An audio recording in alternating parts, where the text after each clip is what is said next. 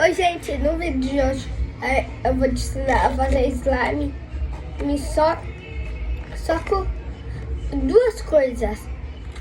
Casa com três, uma, duas, três, quatro coisas. Primeiro você pega a cola colorida, aí você pega essa branca.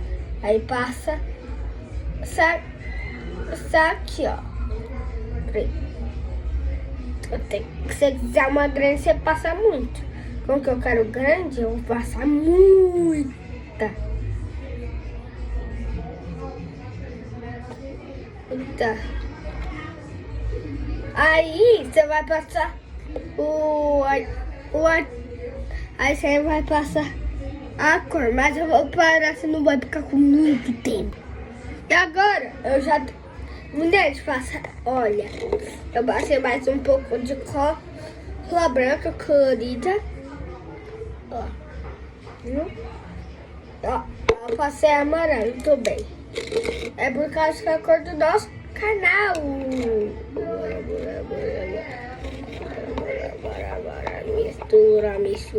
Mistura. Ó. Olha como tá picando. Já tá picando no certo, ó. Mas ainda não tá do jeito certo.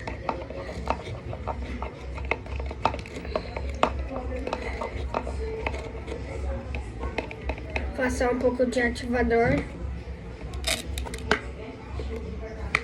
E é fácil de fazer, só precisa 3 ingredientes.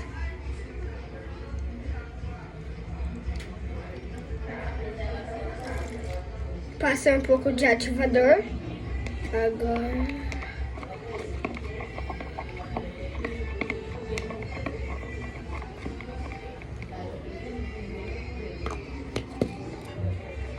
eu vou passar um pouco mais de amarelo. E daqui a pouco eu volto com você. Ó, gente, ainda não tá no ponto certo. Mas olha, você tem que colocar um pinguinho que vai ficar assim, ó. Viu? Vai ficar assim, ó. Não dá pra ver.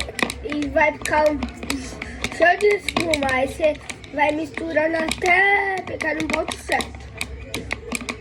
Aí tem que diminuir essa espuma. Aí você coloca muito.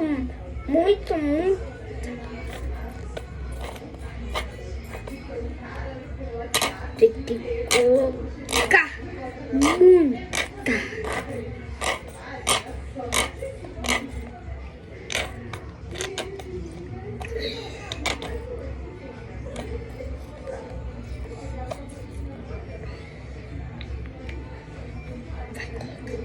E aí coloca muita amarela, tá? Só isso. Eu acho que uns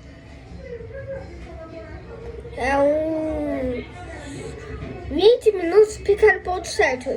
Tchau, tchau.